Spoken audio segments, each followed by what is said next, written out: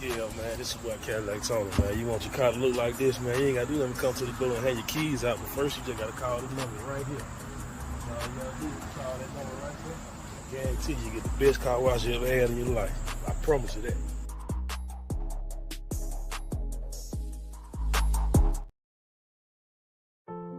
There's a gulf between us and our youth.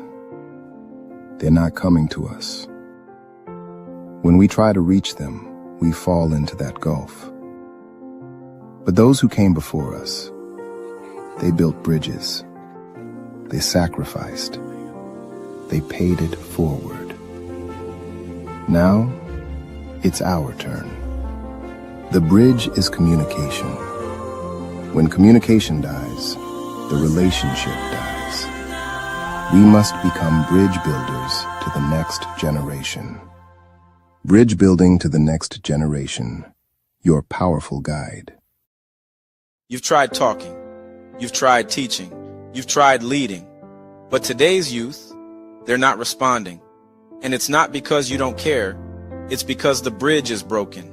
Bridge building to the next generation by LP, like Paul, is the guide you've been waiting for. Written by a mentor who spent decades in barbershops, classrooms, and community trenches, this book doesn't just talk about youth. It reaches them. Inside, you'll find real stories, spiritual insight, and practical tools to help you reconnect. Because before you call youth to purpose, you've got to rebuild trust. And trust starts with understanding. The foundation for teaching youth is a desire to understand. We need more that shines as an example than speaks as a critic. If you're tired of the disconnect, if you're ready to lead with legacy, this book is your blueprint. Bridge Building to the Next Generation by LP, like Paul. Available now. Don't just reach out, build the bridge.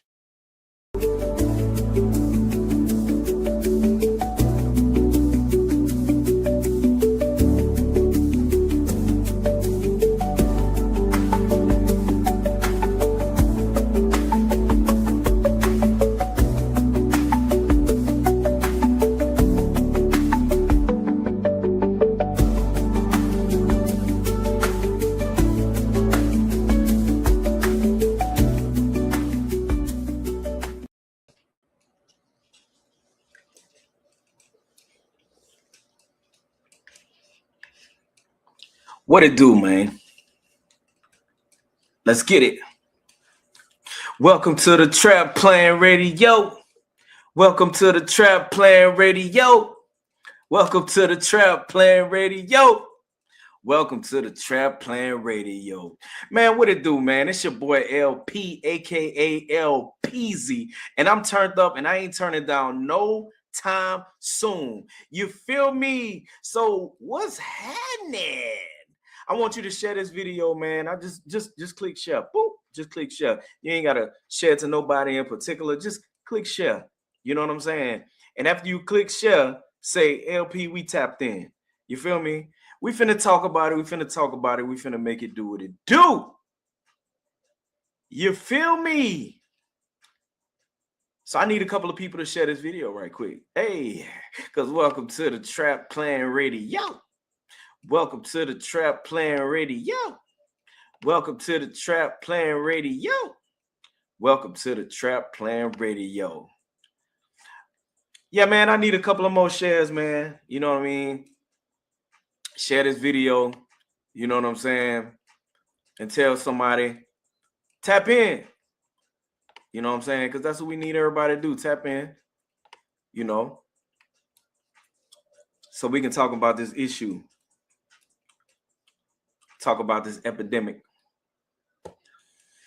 Yes, sir. So yeah, man, there's been a lot going on. A lot of stuff going on since the last time we saw each other. You know what I'm saying? I just want to let you know, man, I'm happy to see you.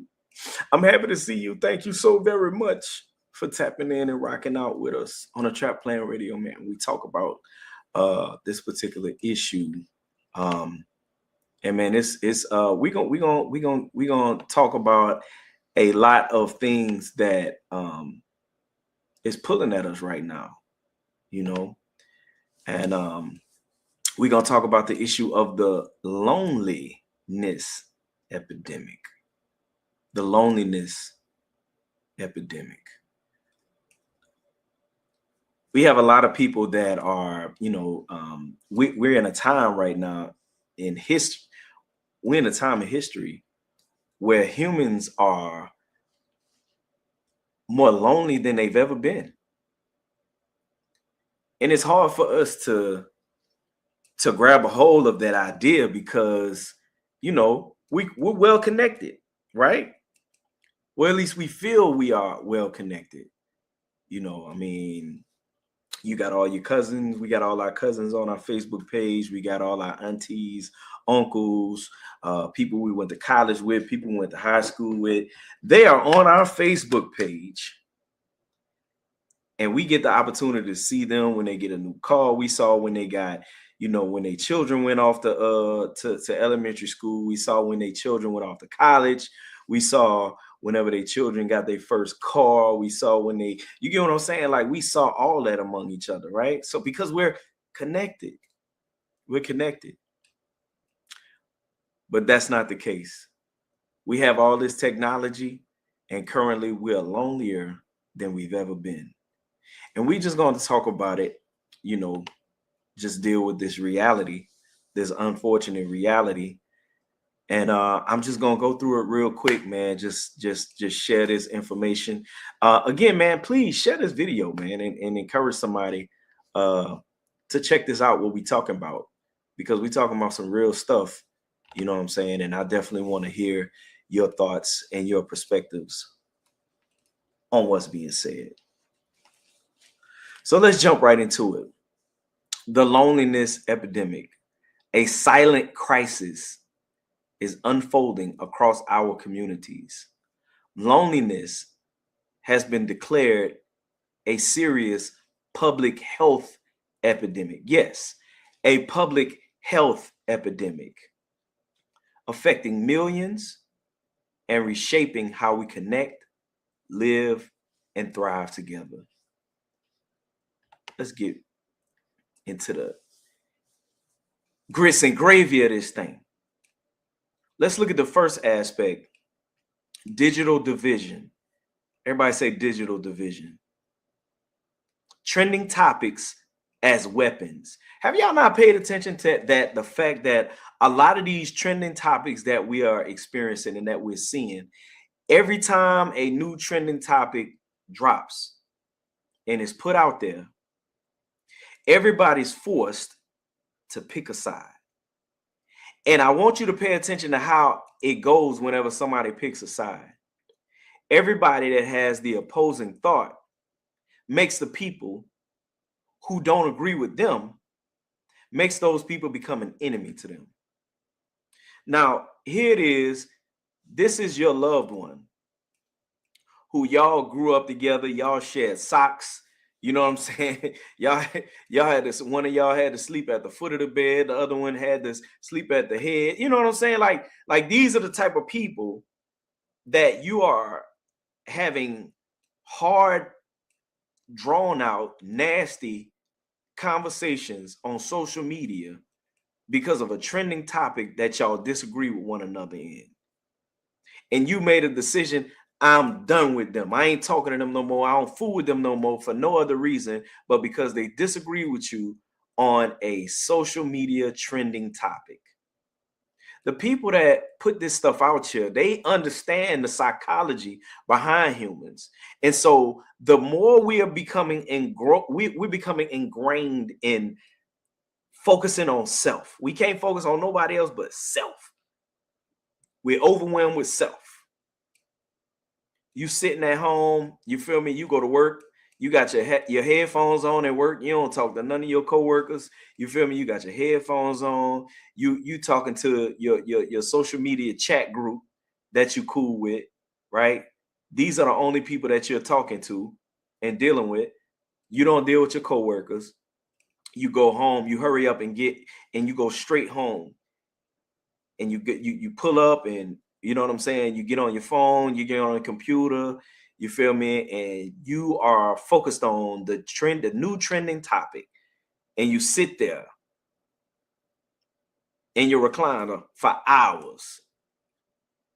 Or you done took your shower and you done got in the bed and you lay in the bed for hours with your phone in your face, looking at trending topics, arguing with people who you know and love, going back and forth with them people. Social media algorithms amplify divisive content, turning trending topics into tools that provoke conflict and create us versus them mentalities online. Do y'all see how this is being used as a weapon? Listen, this situation that just took place with Pastor Jamal Bryant, his wife had a dress on, and you had 3 weeks of people going back and forth over this dress and should this woman have this dress on and all this other stuff. And then you got folks that you was cool with, you rocked with them, y'all went to high school together, y'all was in college together, it was a co-worker. But because they felt that the dress was okay and the lady was okay for wearing the dress, and then you say, no, she shouldn't have wore the dress. She a woman of God. The woman of God shouldn't wear the dress. And then y'all done went back and forth for 3 days on one thread. Y'all done went back and forth. And so now you don't like them no more. You don't fool with them no more. You deleted them off your friends list and you blocked them. You see how these trending topics are used as weapons? From screens to street. These digital divisions don't stay online. They spill into real life, fracturing relationships and communities that once stood united. See, you done went back and forth with this person on social media about a trending topic, and then you saw them out and about, whether they was on a job, you feel me? Whether it was at the family function, you feel me? You called your cousin and you say, hey, who all over there? And if such and such there, you feel me? You ain't going because you don't fool with them because y'all got into it on Facebook about a particular trending topic. You see how this stuff is spilling into our personal lives and how it's causing serious division, and we're not paying attention to what's going on. Let's look at this other thing that we got going on, the gender war, right? You got the anti-men versus the anti-women. Online narratives put genders against each other, creating hostility where partnership should exist. So you got men and women going back and forth, spewing their talking points on what women should be doing, on what men should be doing, and what women hate about men, and what men hate about women, and everybody going back and forth, back and forth, back and forth, back and forth, women going back and forth. And now you're in a situation where you got men who they don't even want to be bothered with women no more because of they frustration with their arguments and their talking points on social media. So you got men that's like, you know what? I just be single. I don't, you know what I'm saying? And you have to understand how detrimental this is. I hope y'all realize that women are overwhelmingly outnumbering men. I'm talking about on a serious level. On a serious level, because of crime, because of prison, because of, other factors that's going on. You know what I'm saying? Women just outnumber men on a whole nother level. So you got a large percentage of men that's saying, I don't even want to be bothered. I'm just be by myself. You see what I'm saying? There's a statistic came out, said that in the near future, 45% of women aged 25 to 44 are projected to be single and child-free. And this trend is fueled by digital division because of the gender wars that are going back and forth between men and women. You see what I'm saying? Male loneliness crisis. How is there a male loneliness crisis?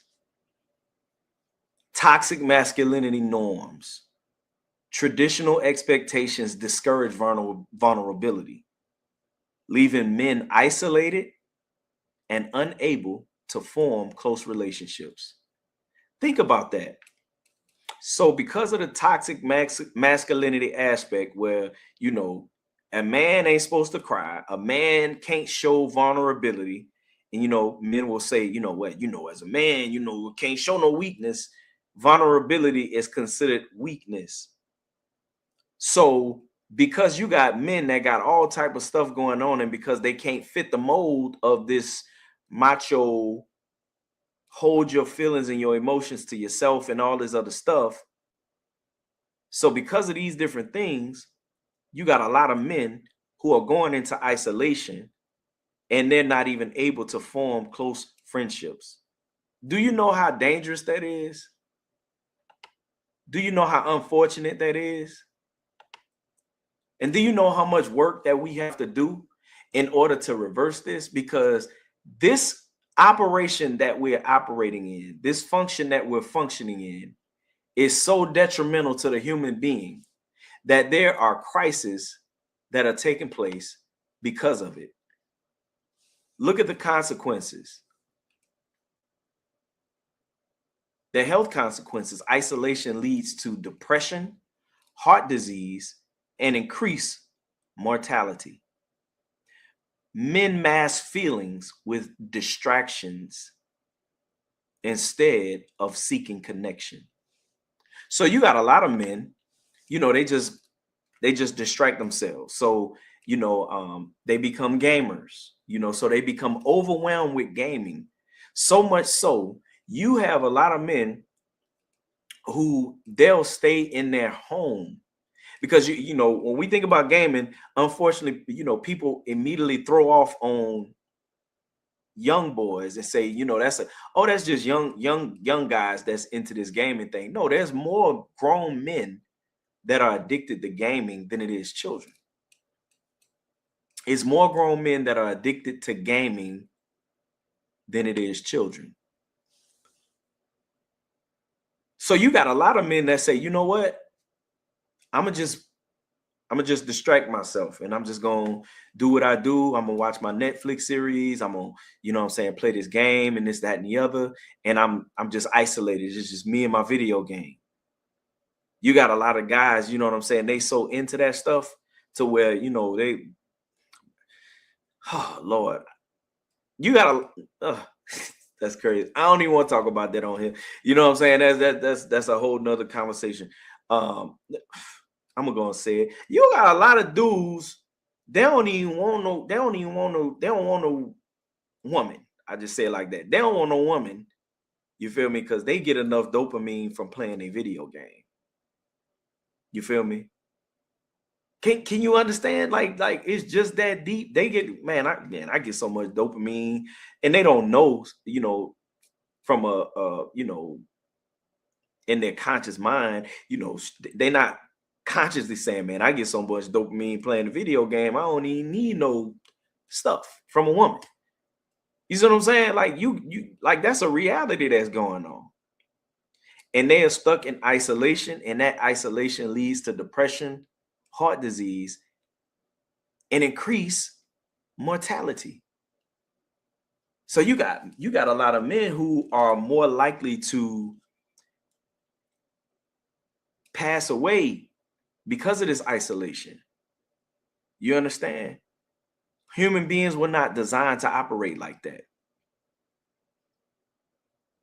You know what I'm saying? Now, watch this. I want to talk about this aspect, the validation trap.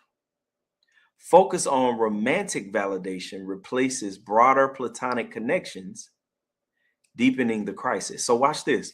You got a lot of people, because they don't fool with nobody, they don't got no friends, they don't deal with their cousins, they don't deal with their aunties and uncles, they don't deal with none of their partners, they don't go out, they don't go hang out, they don't do none of that. So they just go home every day and they put an overwhelming expectation for their significant other to be everything to them, to validate every aspect of them, because they're not getting that validation from their friends. They're not getting that validation from their cousins, from their families, from, you know, They're not participating in extracurricular activities. You know what I'm saying? They're not in a bowling league. They're not in a basketball league. They don't go and shoot pool on Thursdays with their partner. You feel me? They're not going to, you know what I mean, hanging out and this, that. They're not doing none of that. They go home, right? So you got a lot of women. They put in overwhelming expectations for because they like, nope, he can't go nowhere. He got to be right here with me. Right? So she discouraging him from being anywhere because of the fear that he gonna cheat or something like that. So now you got to come home. You got to come home. I ran into a situation where a sister broke it down for me that she buys her old man every video game system and every video game that come out and every whatever surrounding a video game. She buys him all of this stuff and keeps him on that game because that guarantees that he's gonna be at home, and she always know where he gonna be at. You see how wild it is. So now that he always at home and he always up in your face, right? Now there's an expectation for you to validate him at all costs.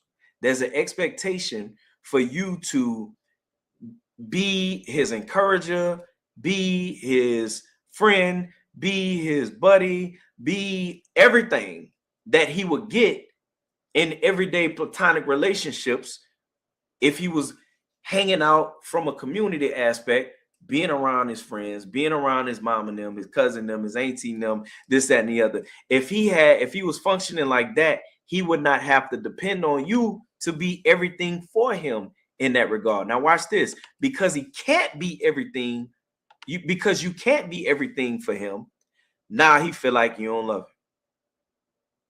Now he down. Same thing with the woman.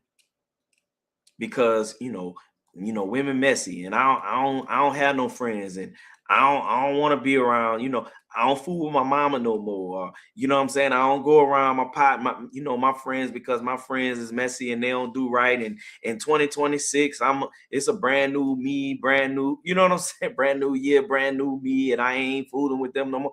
So now you putting these overwhelming expectations on your old man to provide for you all of what you would get in platonic relationships with your friends, with your family, and stuff like that. You see how that crisis, how effective that is. Now, when it comes to how this affects women, right? Chronic loneliness can triple the risk of early death in middle-aged women. It can triple the risk just from you not fooling with nobody, with you not being around nobody, with you don't deal with people, you don't deal with friends, you don't deal with your cousins, you don't deal with girlfriends, you ain't got none of that. Chronic loneliness can triple the risk of early death in middle-aged women. Mental health. Chronic loneliness significantly increases risk for depression and anxiety disorders. All of these different things, the struggles of you sitting up on the phone, you ain't going nowhere, you ain't hanging with nobody, you ain't got no friends, you ain't got no community element, and these gender expectations, modern dating pressures, right? You didn't got it in your head that you gotta have, your booty gotta stick far from your back, and you gotta have a slim stomach, and you gotta have your eyelashes a certain way, your eyebrows gotta be done a certain way, and you know what I'm saying, you gotta get a tummy tuck, you gotta go get a BBL, you gotta have all of this stuff because you sitting up on the internet and you comparing yourself to all of the different women that's posting stuff and this, that, and the other, and because they got all of these likes and they got all of these comments and shares, and you know what I'm saying, dudes thirsting after them and all that, and all the girls commenting yes, and you know what I'm saying, all that type stuff. So now you feeling the pressure that you gotta go and you gotta do all that, you know what I'm saying, and because you don't look a certain way, because you ain't built a certain way and all this other stuff, right?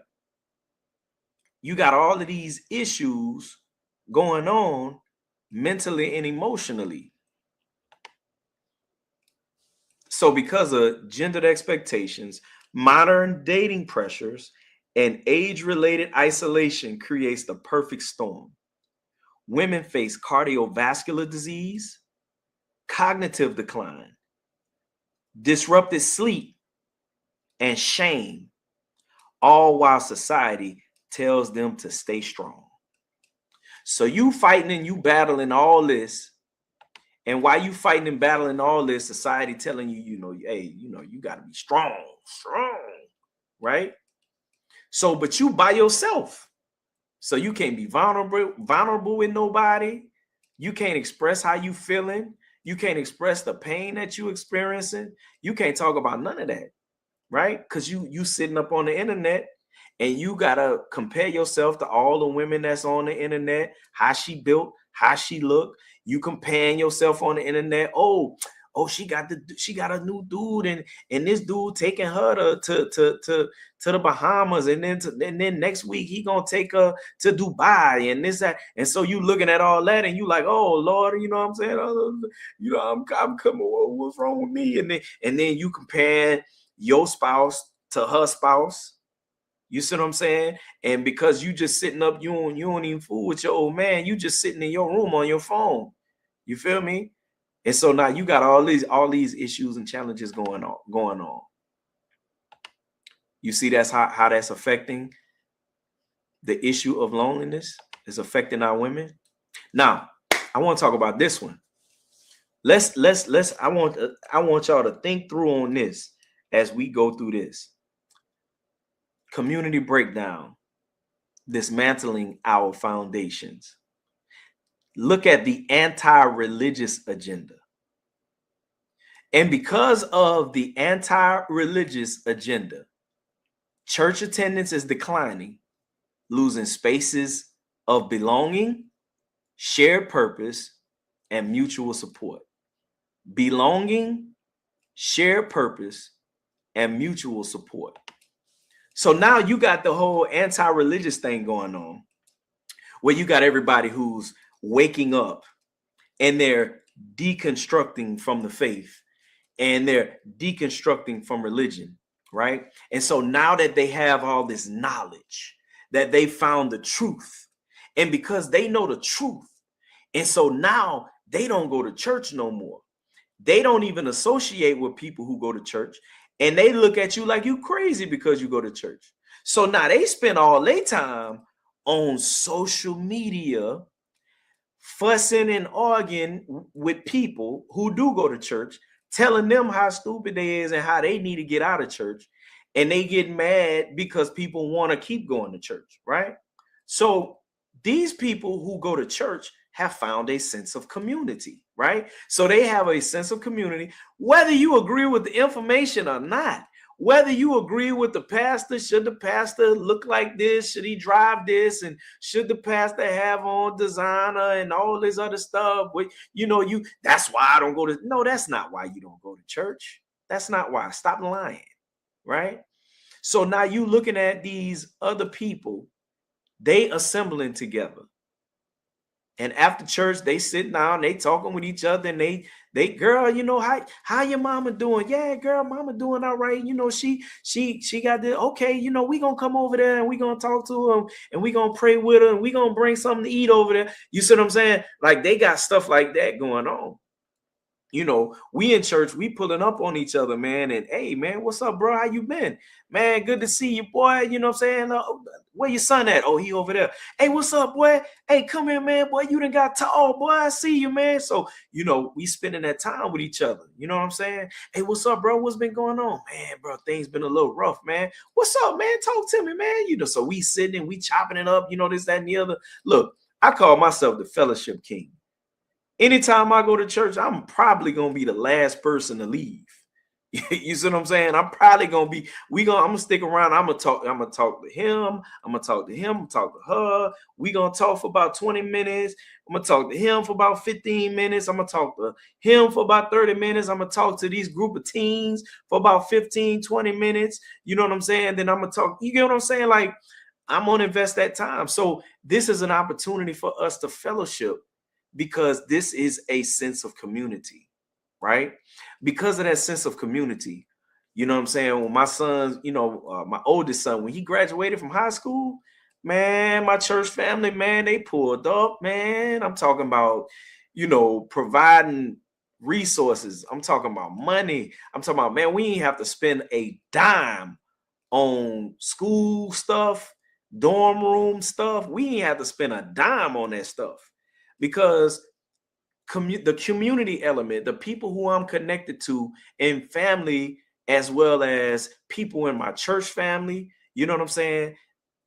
They worked, you know what I'm saying? They show love. Shouts out to my church family. Shouts out to my family. You know what I'm saying?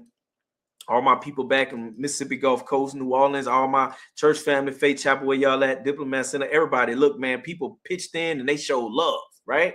That's a byproduct of community in church. Now watch this. Look at what's going on right now. When you look at this whole thing with this last trending topic that they had, you know what I'm saying, where they showed Drewski, where he was doing what he was doing and all that, and everybody was like, yeah, see, that's why everybody need to leave the church. That's why everybody need to leave church. Y'all need to stay out of there. Okay, so now the people leave the church. Now, when they leave, are you going to provide a sense of community for them? Nope.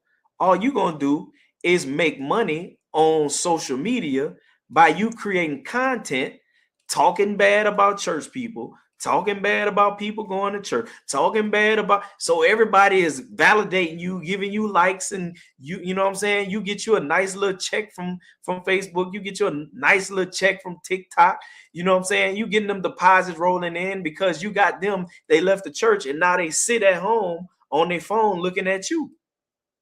So now they ain't got no community and no sense of community no more, because they want to sit on Facebook at the house and look at you on social media. And now they're experiencing and partaking in this loneliness epidemic. All right. Now we're going to talk about the religious folks. All right. All the saved, sanctified people who, they came to revelation that they need to come away from their fraternities and sororities, right? That everybody need to leave their fraternities and sororities. So now you got the, you got the preachers going up and talking about how demonic and all this other stuff, and saying that the people need to leave their fraternity, leave their sororities. So members are shamed into denouncing organizations that provided identity and community bonds. Listen, man, you can say what you want about them folks. Some of y'all church organizations that be speaking out, and it's like, and then people come into this revelation that they need to pull away from, their sorority, or and then they get on social media and they make a long post and they tell everybody, I'm just wanting everybody, they need, you know what I'm saying? Because you left, you want everybody else to leave, and you telling these people to leave their organization, right? But while you telling them they need to leave their organization, are you creating anything that's going to fill that void of connection? Oh, you want them to follow you on social media so you can get a check, so they can listen to you talk bad about the fraternities and sororities, and they get a check, right? And so they leave their fraternity or their sorority, and where they going now? Who they gonna connect with now? They gonna connect with you? Oh, they gonna subscribe to your page. Okay, so where is the social interaction that they get? Oh, they get to follow you on social media. No. What about the in-person connection that they was able to get with that organization? See, that's why I don't deal with that stuff. Watch this. Even gangs, y'all, you want to tell the young dudes to get out of the gangs. So they leave the gang.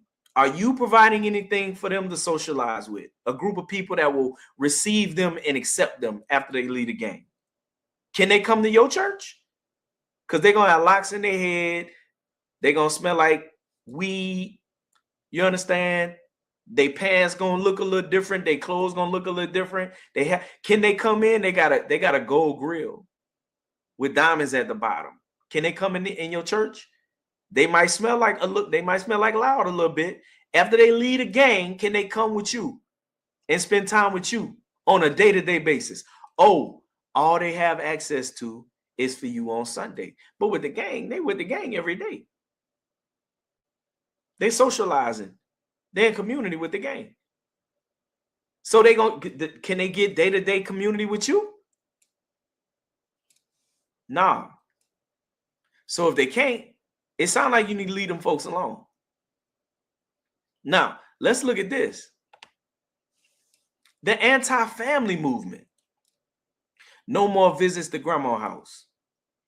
Cousins, aunties, uncles, siblings, all disconnected from the foundation of identity and resilience. See, you get your sense of foundation, you get your sense of identity, and you get your sense of resilience from spending time with family. So you got the people on social media trying to discourage you from spending time with your family.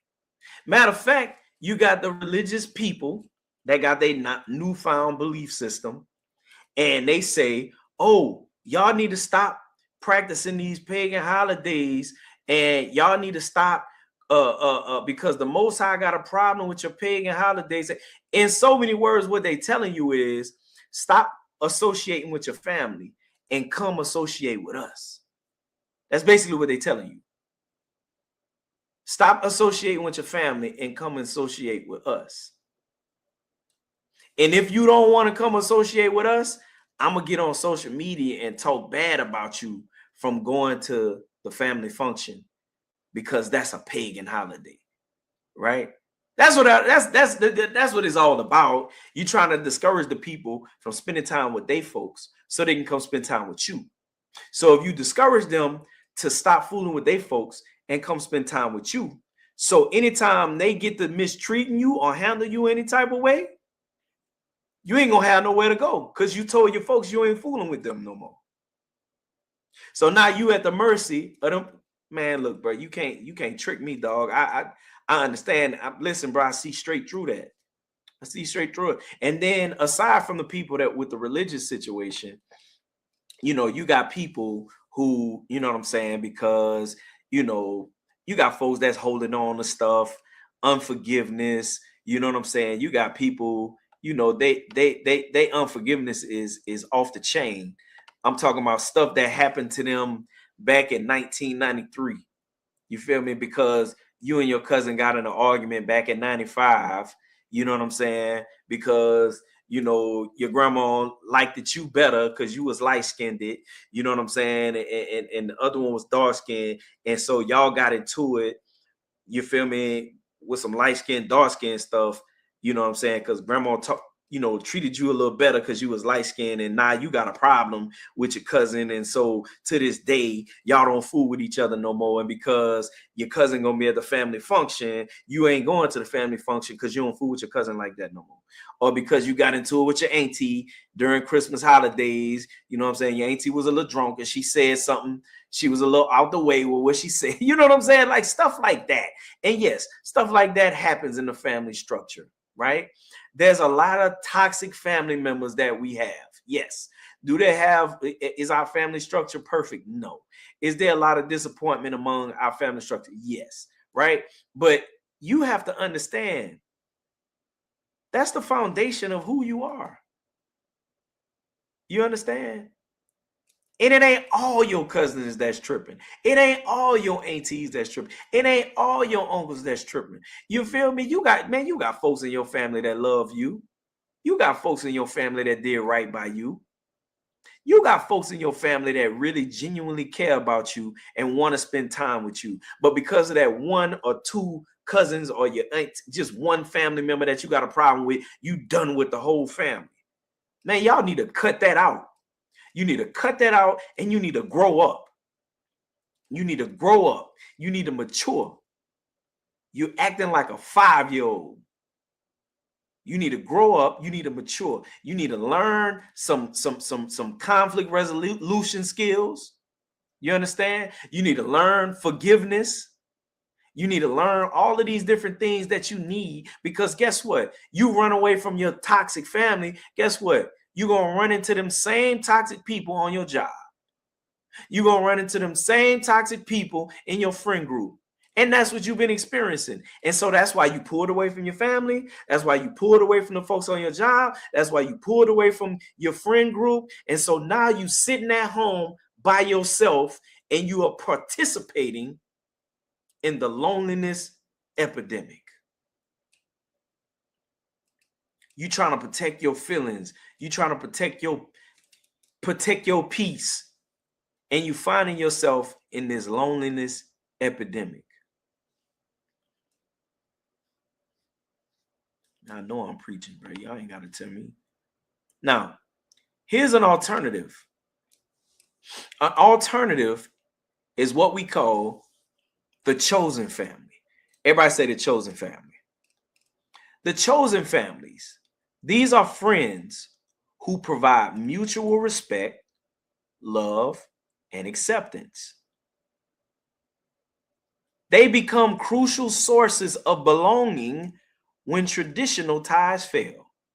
So if you got stuff going on with your biological family, where your family is just too toxic, I'm talking about where everybody is tripping, all your cousins is tripping, all your aunties and uncles is tripping. Now that's a possible thing. It's a lot of family. I had no idea. See, I always looked at family structures through the eyeglasses of my family. You know what I'm saying? That I have spent my life with. You know what I'm saying? And our folks, is there dysfunction in my family? Yes, it is. But our folks, my aunties and my uncles, see, I came along, you know what I'm saying? When I came along, a lot of my aunties and uncles, they were grandmothers and grandfathers. I'm talking about my aunties and uncles. They were grandmothers and grandfathers by the time I came along. You understand? And so a lot of my older cousins, you know what I'm saying? I got older cousins that's like, they like aunties, uncles, and grandmothers to me. You know what I'm saying? Like for real, like my oldest auntie, like she was like my grandmother. You understand what I'm saying? And you know, so saying all that to say, they took the time out to build certain bonds and things of that nature. You know what I'm saying? Even if there was toxicity in the family, we didn't know nothing about it.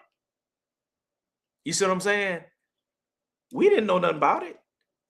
And so because of that aspect, you know what I'm saying, I felt like everybody's family was rocking with each other like that. And then I found I'm looking around, hold on, wait. They don't, oh, y'all don't have no family reunions? Oh, y'all don't have no Sunday get-togethers?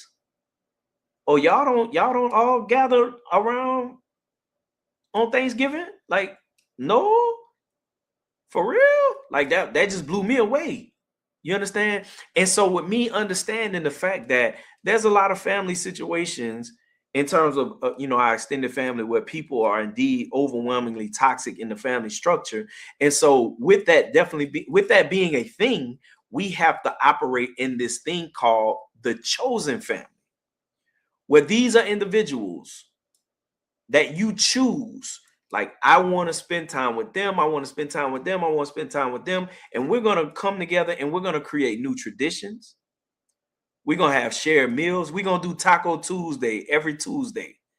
This all your friends that they're not connected to you through biology. Y'all not biological family, but y'all create a sense of family among each other and y'all start new traditions where y'all get together and y'all do trips out of town. You see what I'm saying? Together on a consistent basis. You know what I mean? Support through interest groups, safety and meaningful connection. This is essential for mental well-being. This is essential. The paradox: as traditional bonds weaken, marriage, church, fraternities, chosen families emerge. So if you're in situations where, okay, you're not doing marriage, You're not doing, relationships. You know what I'm saying? You're not trying to have no children. You're not trying to, you don't want to go to church. You're done with church. You don't, you're not dealing with the fraternities anymore. Okay, now you need to find chosen families, right? Once you get these chosen families, the question is, are they enough to combat this epidemic?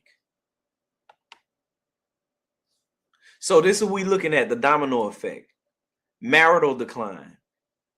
Fewer marriages, less partnership. Number 2, church exodus. Loss of spiritual community. So you're not getting married. You're not getting in relationships. You saying, I don't want to deal with nobody. I want to stay single. I don't want to fool with nobody like that. And then church exodus, people leaving church because they're quote unquote waking up and all this other foolishness. And they feel that they are too enlightened, or they're too smart, or they're too good to do church, right? So you ain't with nobody from a relationship standpoint. You don't do church, right? And then if you are in the religious sector, now you got people using shame to shame people to leave their fraternities and sororities, right? So you got people leaving the church, you got people not being in relationships, you got people leaving their fraternities and sororities because of the family fracture. Traditional bonds have been severed. So you don't fool with your mom and them, you don't fool with your auntie and them, you don't fool with your cousin and them. You don't go to church. You ain't got no significant other, right? What is this creating? The loneliness epidemic. Isolation becomes the norm. So now we're in situations where isolation is the norm. So with isolation being the norm, you got people looking forward. I'm talking about they looking forward to get home. They getting off work, they looking forward to get home, and they ain't fooling with nobody. Weekend come, they finna sit down, they finna watch their favorite series on TV. They gonna binge watch their favorite series. So they watching, their favorite series, their Netflix series, whatever the case may be. They sitting up, they just watching TV, they on their phone, they scrolling, this, that, and the third. This is all they do. This is all they do. Each broken connection feeds the next. Social media accelerates the cycle, turning division into profit while our communities crumble. I'm going to say that again. Each broken connection feeds the next. Social media accelerates the cycle, turning division into profit. Because everybody making money off of the division on social media. Content creators are making money off of the division, right? And while everybody is doing what they feel they need to do to get some money and make some money, that is impacting the marital situation, impacting the church situation, impacting different organizations that people are a part of, impacting the family structure, and all of that stuff is bringing together this issue called the loneliness epidemic. How does this affect our children? What we allow today becomes the reality that our children inherit tomorrow. Now, this is real, because our children are watching. Our children are watching. And they watching as you sit up on social media. You don't fool with your children. Are paying attention to the fact that you don't want to associate with nobody. Your children are paying attention to the fact that you don't like nobody. You don't got no friends. Your children paying attention to you don't hang out with nobody. Your children paying attention Your children are listening to you on the phone, talking bad about your siblings. Your children is sitting, they listening to you on the phone, dogging out your auntie.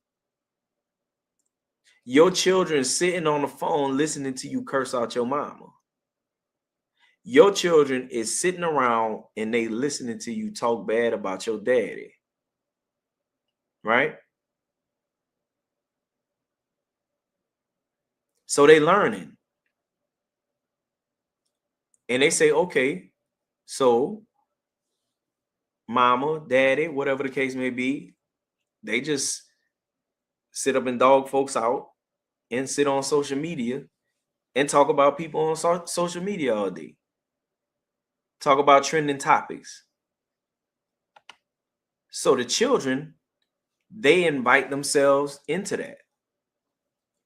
So they sitting on their tablet since they was little bitty. They've been sitting on their tablet and they absorbing online hostility. They sitting up and they watching on the internet. You understand? Like people talking crazy and dogging each other out and cussing each other out and, you know, telling people that they, you know, to go unalive yourself and, you know what I'm saying? And they think that that's really how you supposed to operate because this is what they watching on social media, right? You know, think about it. It's a recent trending topic where it's two brothers who are very intelligent men, and they got on there and they was about to come to blows, right? And everybody talking about it. Everybody talking about it, right? And these children are watching this stuff. Oh, wow, look at how the adults operate. So guess what? They just follow suit. They follow suit. So what they're learning is they're learning, they are absorbing online hostility and they're normalizing conflict over collaboration. So they just sitting around, not talking to each other, not fooling with each other. And their life, their real life is on the internet, right? So because their life is on the internet, guess what they doing on the internet? They making little nasty comments to each other and they talking crazy to each other on the internet and they cussing each other out on the internet. So when they see each other at school, when they see each other at the basketball game and the football game, what you think it's finna be? His own site. You understand? Losing connection skills. Without models of healthy community, they won't know how to build one. Did you hear that? Without models of healthy community, they won't know how to build one. So if your children are not watching you, if your children are not watching you in healthy community, if they're not watching you spend time with your cousins, with your aunties, with your mama, with your dad, if they're not watching you spend time with your friends, if they're not watching you investing time and energy into other people whenever y'all go to church, because you know you go to church and you go get the word and you out of there. Pew! You out of there because you don't fool with people like that. Guess who watching you? Your children.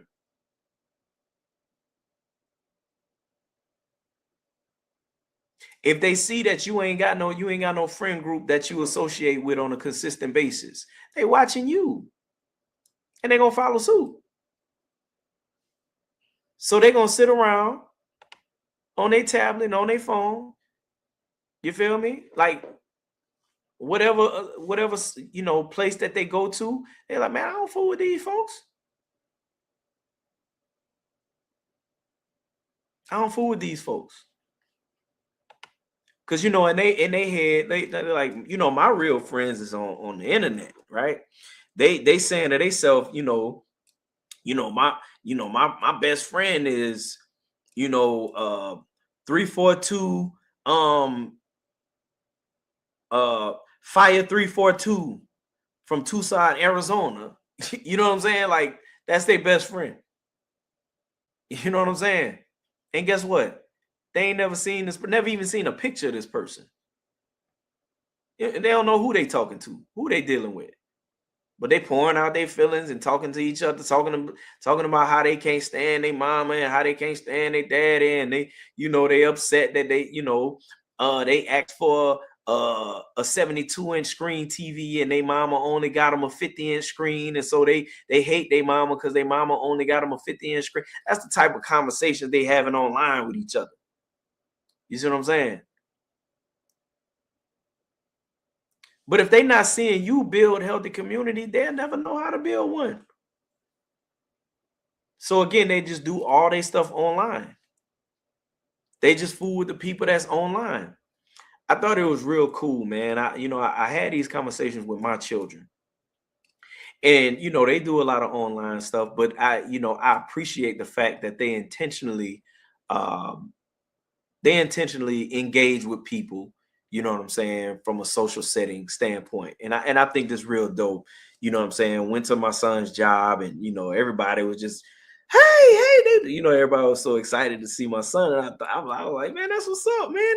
That's my boy. Yeah, you know what I'm saying? Just stuff like that, you know what I mean? And they telling me, man, your son, he's very respectful, and you know what I'm saying, he communicates very well. And I'm like, man, that's what's up, man. I'm glad, you know what I'm saying, he's taking the initiative to do that. You know what I'm saying? So big shouts out to my son, man, for operating in that. My baby boy, he does a great job, communicating and talking to people and stuff like that.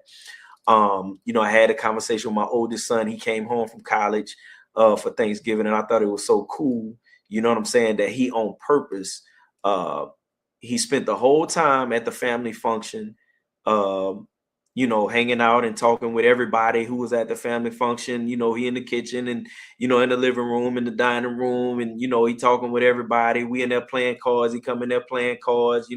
He's sitting down eating with us. Man, I thought that was cool. You know what I'm saying? And I said, bro, thank you for taking the initiative, man, to socialize with everybody. He was like, yeah, man, I'm really trying, you know what I'm saying?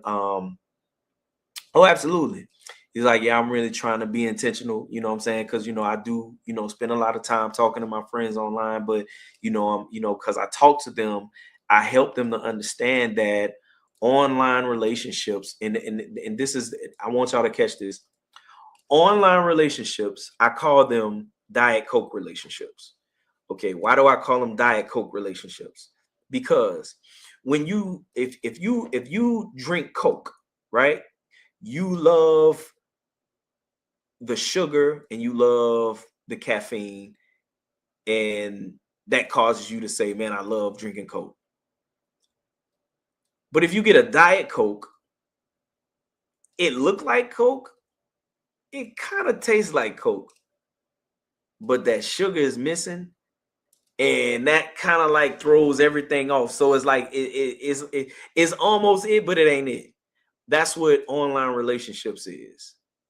So you talk to these people, you know what I'm saying? Y'all look at each other through a screen. Even if y'all doing video chat, y'all looking at each other through a screen, but y'all not really with each other, right? And so your biology does not get the same that it would get in person, because when you're in person with someone, there is an exchange that takes place from a biological standpoint. So if all your friends is online and you have no friends in person, your biology begins to tell you that you're being abandoned. And when your biology is saying you're being abandoned, this increases cortisol levels. This increases anxiety levels. This causes depression, because your body is telling you you are being abandoned. But you're like, but no, I got my friends that I talk to, such and such, and I'm talking to my friends, and and I'm like, bro, listen, it's not the same. It's not the same. You'll see people, you know what I'm saying, and they'll get on social media and they'll be on a live video and they'll start crying and stuff like that. I've done it before. I've cried, by a screen or on the screen, on camera, whatever. But I guarantee that thing that I cried about, I already got the opportunity to cry with someone else about it, right? Because when you cry in the midst of someone else, there's an exchange that takes place. You see what I'm saying? You get the opportunity, you know, somebody put their hand on your shoulder, man, it's going to be all right. You know what I'm saying? And, you know, man, I'm praying for you, man. You know, it's all good. You get a hug, you know what I mean? You know, there's an exchange that takes place in that situation, and it causes your biology to feel like, I'm okay. I'm okay. There's an exchange that takes place. But when you're doing this on a screen, right? And you just got people commenting, you know what I'm saying? I love you so much. I'm so sorry. Da, da, da. You know, yeah, you're getting dopamine hits, but your biology is still saying, no one's here for you. No one's here for you. You see what I'm saying? So we have to do certain things. We have to be in community. We have to be around other people because that does something for our biology. Community is the key. To save the human family, we must rebuild what's been torn apart. Effective conflict resolution starts with awareness. Connection starts with intention. Community starts with us. So here are the things that we have to do. We have to choose connection. We have to reach out. We have to reach out to other people. Let other people know, hey, man, I really need to spend some time with you. You understand? You need to show up. When people got stuff going on, show up. We're in a cultural experience where, you know, people make commitments to go somewhere, but you know what I'm saying? The smallest thing happened. Oh, I'm sorry, I can't go. I can't show up. You know what I'm saying? But you need to push through those things and you need to show up. You need to show up. You need to be present in real life, not just online. If you're going to be online friends and stuff like that, you need to be having some, you know, y'all need to be having some quarterly meetups or something. You know what I'm saying? Y'all need to be, you know, if you know, for, you know, with your cousins and stuff like that, you know, y'all just talking to each other on, man, look, pull up on your cousin, spend some time with your cousin. You understand? Your cousin got children, go to your cousin, you know, children game or something. You know, your cousin getting married, you know, go to the wedding. I know this may inconvenience you or something like, but go to the wedding. Loved one died, show up to the funeral and spend some time at the repast. You understand? Be present in real life. All right. Resist division. Question narratives that put us against each other. Seek understanding. You need to question these narratives. Anytime these trending topics take place, you need to question these narratives. You need to pay attention to what's going on.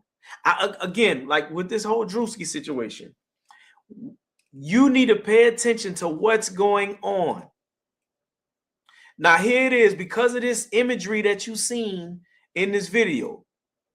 Now, here it is. Now you looking at your pastor sideways now. Well, you know, pastor did have a pair of Jordans on last time. What he doing with Jordans on? The pastor don't supposed to have on no Jordans. You know, well, pastor did get a new car. I seen that he was driving a Lexus. You know, what pastor doing driving a Lexus? Oh, so that's what all the church money going? You know, see, that's what you know, because you know you got all of the people, you know, see, that's where all the money going in the church. The money going to the pastor. The money going to all the pastor getting all the money. Listen, do y'all realize that the average pastor salary is under $60,000 a year? I'm going to say that again. Do you realize that the average pastor salary is under $60,000 a year? So you got the pastor making under $60,000. Watch this. And still y'all making him responsible for doing all the weddings. He got to do all of the counseling sessions. He got to do all the funerals. He got to do all the housewarmings. He got to show up to all the sick people at the hospital. He got to go to all of the people you know, when people call and this and that, he got to be there for that, and he got to experience that. He got to go to, right? I'm talking about from a cultural standpoint, because biblical is not even required that the pastor do all those things, right? But from a cultural standpoint, you put the expectation that he got to do all the funerals, all the weddings, all the housewarmings. He got to do all the bar mitzvahs. He got to do everything. And he got to pray. And he got to spend time in the word. And he got to prepare messages. And he got to take care of his wife. And he got to spend time with his children. And he got to live right. So he got all those responsibilities for less than $60,000 a year. But when you seen Drewski do the skit, see, that why I don't fool with these pastors. They making all the money. Again, the average pastor makes less than, I said the average pastor makes less than $60,000 a year. Man, nah, because I've been on social media and I see these pastors and they got all these. Bro, on social media, you can count them pastors on your hand that got a significant amount of people in their church. And the majority of those pastors that got a significant amount of people in their church, they not making a whole lot of money off of what they doing for the church. This is the reason why many of those pastors have become content creators, so that they can make some money making content, because people ain't paying tithes and offering. Did you not realize that people paid more tithes and offering during the Great Depression than what they do today? Did you know that? I'll say that again. People paid more tithes and offering during the Great Depression than they do in 2026. That's crazy, right? But that's a reality. Did you also know that the more money people make, the less they contribute to church? Did you know that? So I'm just trying to help you to understand. Stop looking at these are agendas that are taking place to cause you to continue to have mistrust and distrust for the man of God. And that's something that started in the 60s and 70s. Whenever them blaxploitation films started coming out, that's when they started painting the preacher as this pimp-like figure that was taking all the money and taking all the women, right? And then those images continued on throughout the 80s. You remember going into the 90s, those images continued. You remember on Friday? Who is that? Miss Parker? Miss Parker. The Lord is my shepherd. He know what I want. And then he go in there, the preacher go in there and start messing with this married woman, and then her husband come home and he running out of the house, you know what I'm saying, with his drawers on, jumping in the Cadillac, and the man throw a brick in the window and call him a devil. You know what I'm saying? These are images that are going into your subconscious, causing you to have a sense of mistrust and distrust for the man of God. Why did this agenda take place? Think about it. During the civil rights movement and before that, who was the boots on the ground leaders in every movement that took place? It was the pastors and the preachers. So if I was the devil, I would create imagery to cause you to have distrust and mistrust for pastors and preachers. You see how that work? You see how that work? You see how that work? But nah, LP, man, these pastors, man, they don't be doing right, man. They don't be, man, they getting all the money and they taking all the women, and you know what I'm saying? They flexing on the people. I said, okay, name me one pastor that you know personally that they making millions of dollars. They taking all the women down through there, and they don't fool with the people if the people ain't paying tithes and offering. Name me one pastor that you know personally that fit that description. The person that we saw in the Drewski video, name me one pastor that you know personally that embodies what you saw in that video. Don't tell me, don't send me no screenshots of what you saw online. Pastors that you know personally that don't care nothing about the people, that's taking the people money, that's flossing designer clothes and everybody else in the church broke. Name me one pastor you know personally that get down like that. I guarantee you can't. But I guarantee you can name me a whole bunch of pastors that you know personally that love Jesus, love the people, teaching the people, they feeding the people, they praying for the people, they living up right before the people. I guarantee you can name me people that you know personally that's doing that. And guess what? You got mistrust for them.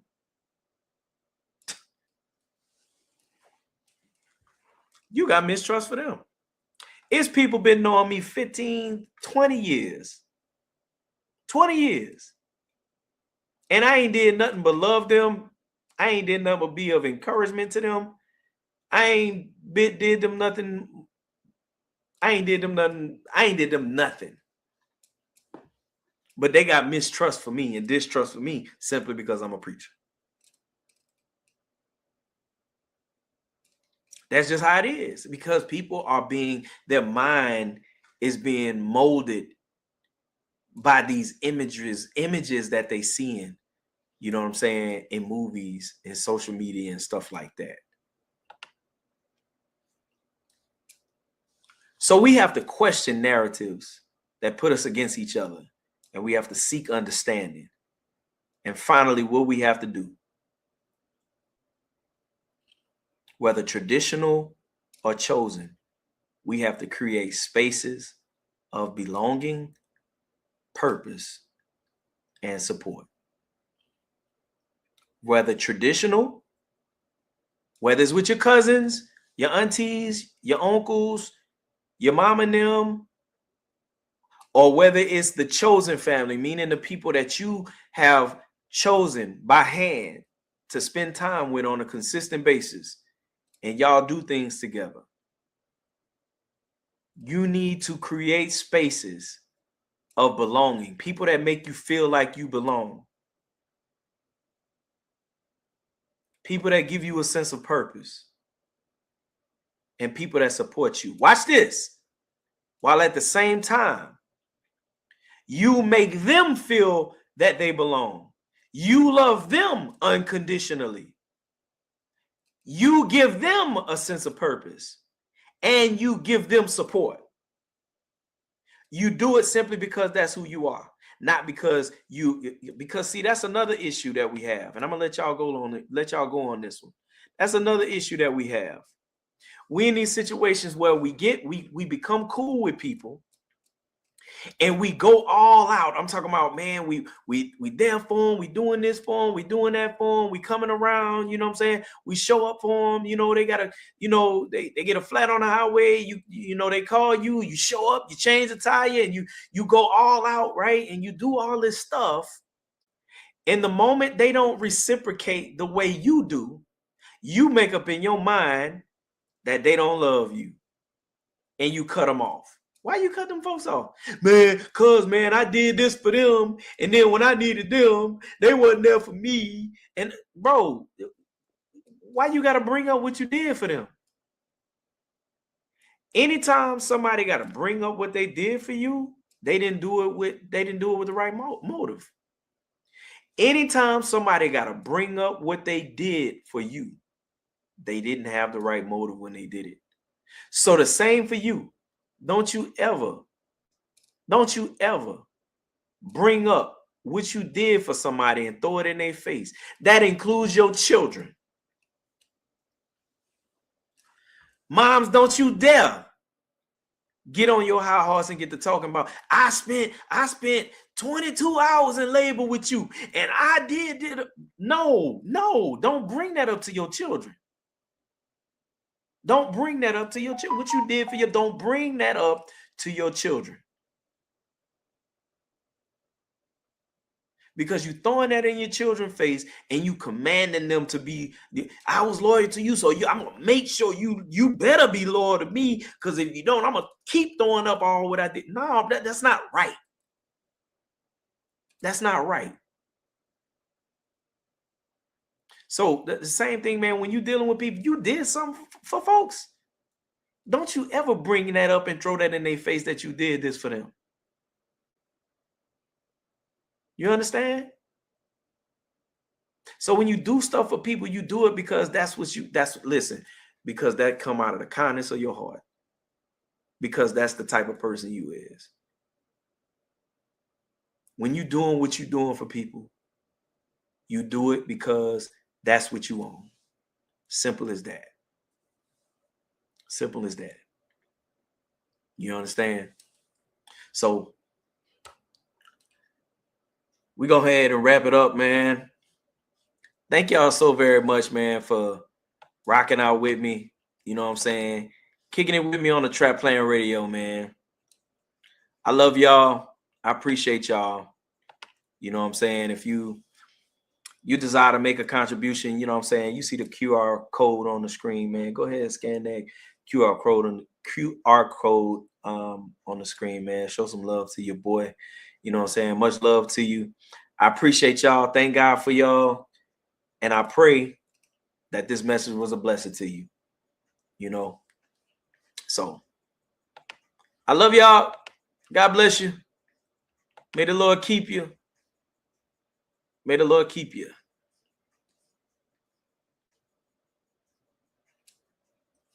Y'all got any questions, comments, or concerns before I get off? You know what I'm saying? But I do appreciate y'all greatly. You know what I'm saying?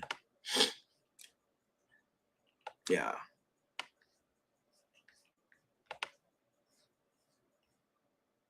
Absolutely.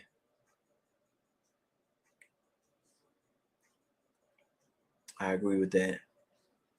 Okay, I'm leaving the chat because I can't get an answer.